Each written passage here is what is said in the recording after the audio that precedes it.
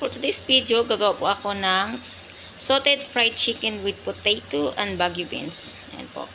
Yung ating manok ay mayroon na po yan.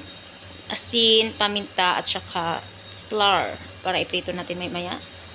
And then, onion, potato, Baguio beans, chili greens, black soy sauce, tomato paste. Yan, prito time na.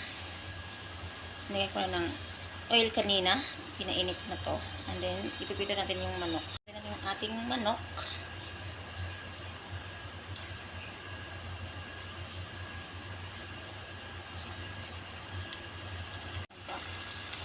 Bawas pa natin ng 10 minutes lang. In medium heat.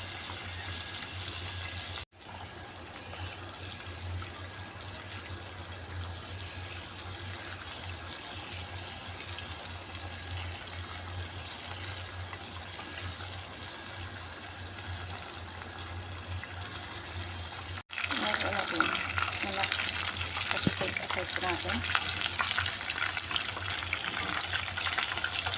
Yan po ang ating manok. Isit aside po na natin. So, set the onion and then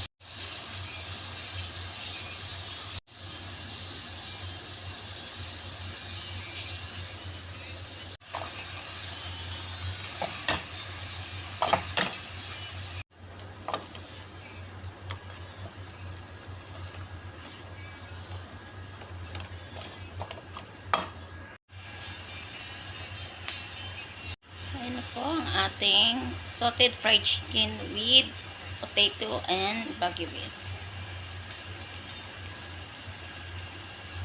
And ready to serve na ang ating salted chicken, fried chicken with potato and Baguio beans. Let's eat mga kaibigan.